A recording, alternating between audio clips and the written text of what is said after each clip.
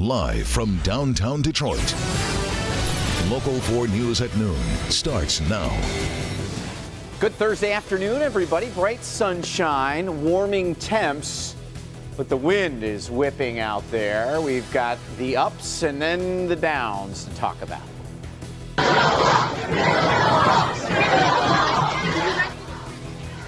A viral video shows local middle school students chanting "Build the Wall."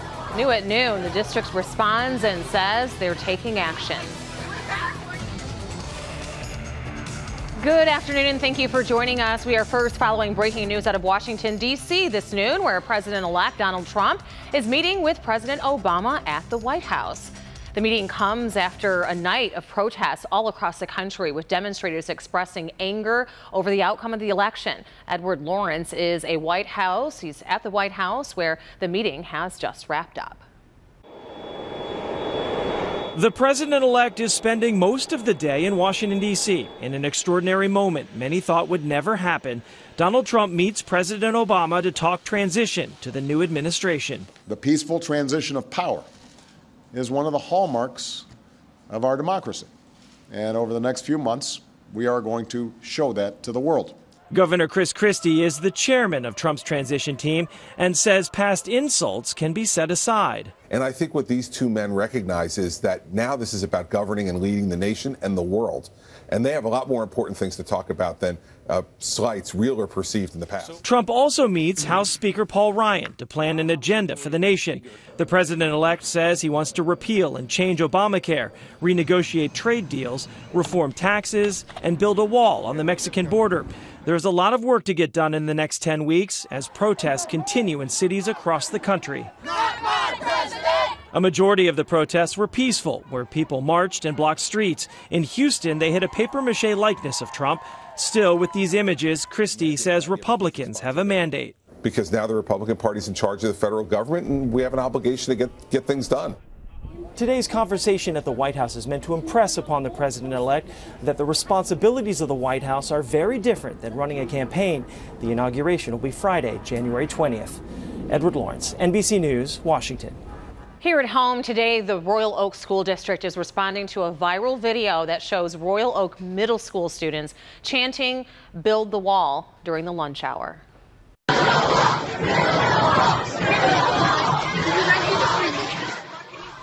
It's an 8-second video, and it has been seen more than 1 million times since it was posted on Facebook yesterday. The district released a statement this morning saying that in part we are committed to providing a safe, secure, and supportive learning environment for all students. We addressed this incident when it occurred. We are working with our students to help them understand the impact of their words and actions on others in their school community. Ahead on First at 4, our Paula Tutman is in Royal Oak and is talking with families about their concerns over the video. No doubt more families than just there at Royal Oak that are concerned about it. We turn now to a story out of Melvindale, where a 3-year-old boy found bruised and bloody. The man left to care for him is now in police custody. Our Jason Colthorpe is live at the Melvindale Police Department. And Jason, we are told that the suspect is already talking to detectives. He is talking to them, Rhonda, but what he's saying isn't exactly in lockstep to what this young boy's mother told police when she called them to complain about this. So let's run down the facts of this case as we know them. First, a 3-year-old boy was taken by ambulance from the home you're seeing on South Dearborn Street in Melvindale this morning after his mom told police she came home and found him hiding in a closet. She told police he had signs of abuse, some bruising on his back, a bump on the head. He was bleeding a little bit. Police arrested a 42-year-old man from Allen Park who was watching him, and I'm told by the homeowner there that this is the woman's ex-husband, but not the boy's father. He has an extensive criminal history. Now, police also tell me he has confessed to parts of this story, but says this was an accident. He and the child were just playing around. Police now investigating some of that and trying to just nail down exactly what happened before any charges may come from the prosecutor's office on this. But right now that man remains in jail in Melvindale. That's where we are this afternoon. Jason Colthorpe, Local 4. What about the little 3-year-old boy? How's he doing? He's doing good, Rhonda. He's back home with his mom, I'm told. They were resting this morning when I went by there, but he's had gone to the hospital, now back home looks like he's going to be okay, which is the important part here. Absolutely is. All right, Jason, thank you. Well, let's move on and talk about what's outside. Cool and breezy. Those words sound familiar to you, Brandon? Well, cool breeze is going to be more of the nickname tomorrow. Warm breeze doesn't sound that cool, you know, and it's your high school nickname. What's up, warm breeze? Like bad breath or something. No. Here we go with temperatures first. Yes, already warmer than what we saw all day yesterday. 59 Ann Arbor, 59 in Flint. Howell, good afternoon, 58 degrees, 58 up in Lapeer, 59 Port Huron. As we look at these winds, they are coming out of the south and southwest right now. They'll turn a little bit west-southwest as they sort of are already, but you can see 10 to 20 mile an hour sustained winds constantly blowing. So those leaves are all over the neighborhood today. These are wind gusts, occasional bursts every few seconds, and we're in that 20 to 30 mile an hour range. They could be over 30 at times as we get you through the afternoon, but double Nichols 55 at the airport right now, up to near 60 degrees at 2 o'clock, and we should all get into those low 60s today. With that wind, just balances sort of that good and the bad. We get sunshine, warm temperatures, but a little blustery today. Cool breeze comes into play tomorrow. Rhonda, I'll have it. All right, Brandon, and the FBI is asking for your help. They're looking for a missing Ohio woman who they believe may be in the Detroit area. Take a look at her picture. This is 24-year-old Roa Aldanoon, and she was last seen on October 16th at her apartment, which is in Lakewood, Ohio, near Cleveland. Her disappearance, though, is being called suspicious. Authorities say that Danoon, who has a 3-year-old son, has family and friends in the Detroit and Dearborn area. She is described as 5 feet 4 inches tall and has some pretty distinctive tattoos of butterflies on her left hand. If you think that you've seen her or you do see her, Danoon, you should call police right away. The Clinton Township trustee accused of corruption is back in court today. We're talking about Dean Reynolds, who was indicted on 8 counts of bribery. He's going to be arraigned very soon. The indictment alleges that Reynolds accepted bribes totaling more than $50,000 from 2 businesses. Reynolds is currently free on bond. If convicted, he does face a maximum of 10 years in prison. 2 people are recovering in the hospital after a serious accident in Redford this morning. This is on Telegraph at 5 Mile, just north of I-96, and police had to close the southbound lanes of Telegraph for several hours this morning as they investigated the crash. We're told that the accident involved a car and some type of work truck. No word yet on what caused it. And getting you to a Help Me Hank alert this noon, Volvo is recalling close to 74,000 cars and SUVs due to a seatbelt malfunction. The recall covers certain S60, S90, V60, XC60, and XC90 cars from the 2016 and 2017 model years. The automaker says that a stud in the buckle apparently of the front passenger seat can come loose and may not hold the passenger in a car crash. Dealers will replace the buckles at no cost starting on December 12th.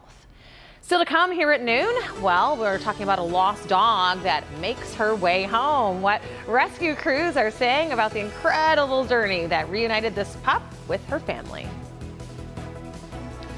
And a dangerous high-speed chase involving this motorcycle rider, how the late-night pursuit finally came to an end.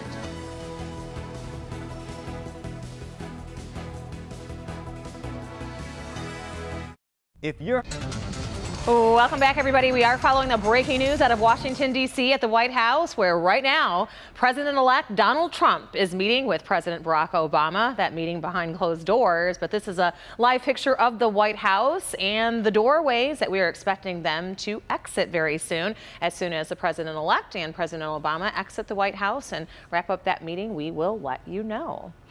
Over in Pennsylvania, 1 police officer is dead and another is in the hospital after an ambush-style shooting. The 2 officers were responding to a domestic dispute around 3 o'clock this morning. When the officers entered the home, they were immediately ambushed and shot. One of the officers was killed while another was flown to a Pittsburgh hospital for treatment. The suspected gunman was found dead by police this morning. Over in California, this was a dramatic scene. A man has now been arrested after leading officers in a high-speed chase on a motorcycle. It happened late Wednesday night as the biker wove in and out of traffic for miles before ultimately, there you see it, crashing right into the side of a car on a city street. Then the biker tried to flee on foot and even threw his helmet at police, but none of that allowed him to get away. He was tracked down moments later when police cornered him in an alley. No word on what the charges will be. A dog in Florida went the extra mile to try and find his way back home. Last Monday, John Kalia let his 1-year-old pit bull Gypsy outside, as most people do with pets. 10 minutes later, though, he went back to check on her and she was gone. Kalia had spent all day looking for Gypsy when he saw an article about a dog rescue online. Well, it turns out that Gypsy jumped into the river behind the family's home and tried to swim her way back to the owner. So she had to go up here, make a left, go all the way to the main tributary, and then go all the way under Riverland Road to the new river. So she literally traveled like 2 miles. Smart dog. Kalia says that he will forever be grateful to the towboat, that captain who found Gypsy, but is most impressed that his dog managed to swim 2 miles without stopping. New at noon. Coming up, a Motown legend will be performing at the Lions Thanksgiving Day game. Find out who, Brandon. Can't wait for that. We're looking good here. 55 in Detroit. Look at Alpena, Marquette in the 60s already. We are on our way. Sunshine returns with rewards today, but this little warm-up won't last forever. You knew that. Next. Get ready. Do you know what this is? I have no idea. The Defenders exposing ways kids, spouses, and others are hiding things on their cell phones. Can I show you just for safety? And with a few clicks, what we can discover about you. But it also tracks the date and the time. That's scary. Okay. 15 visits recorded. It's a Defenders special report tonight at 11. I'm Gene Zan.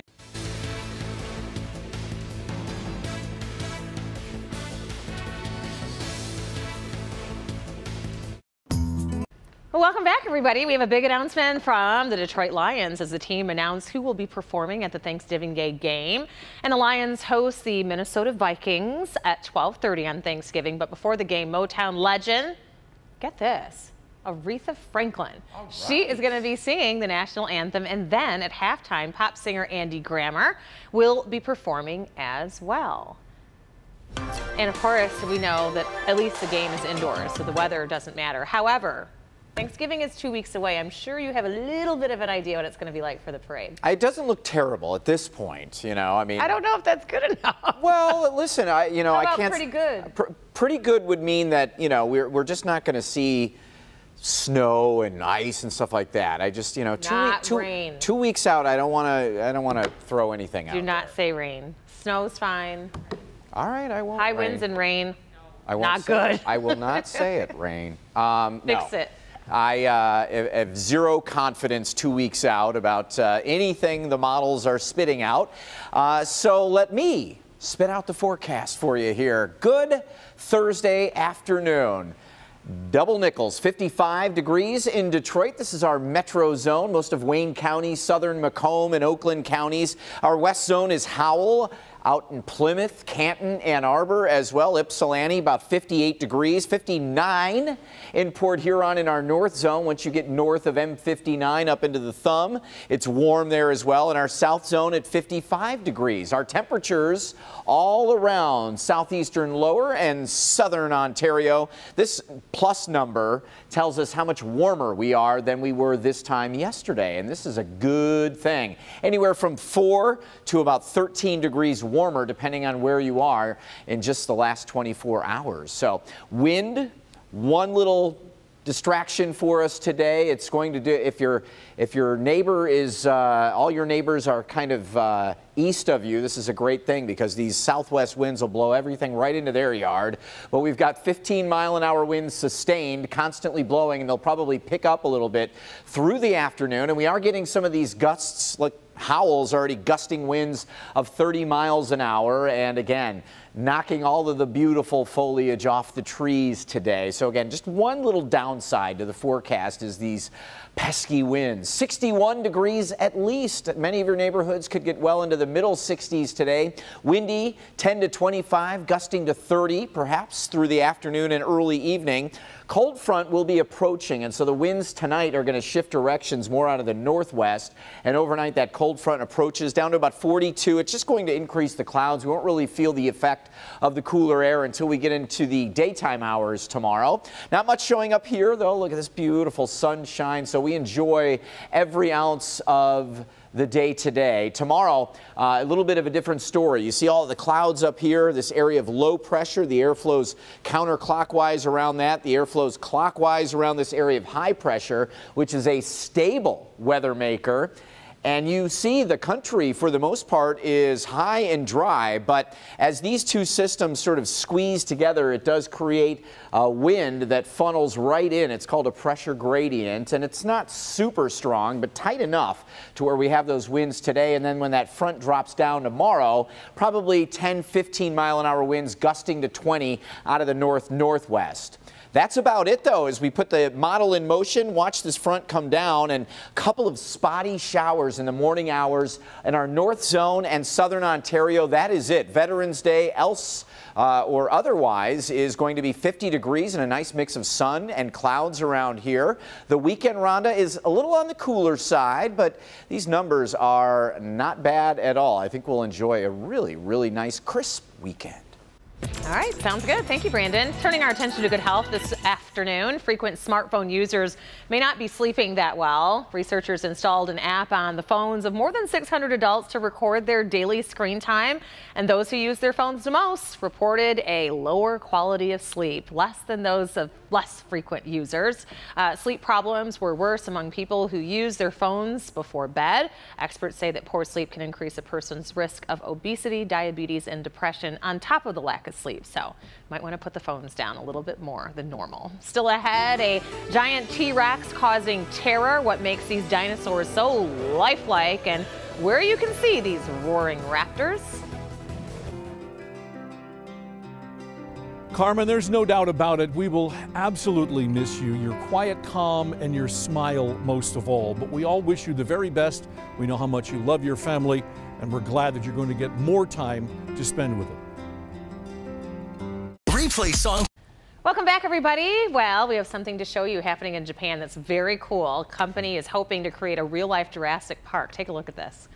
A Japanese innovation company unveiled a handful of life-size robotic dinosaurs today at a hotel in downtown Tokyo. The fake T-Rex and raptors walked around a giant conference room and even pretend to bite. Wow, the head.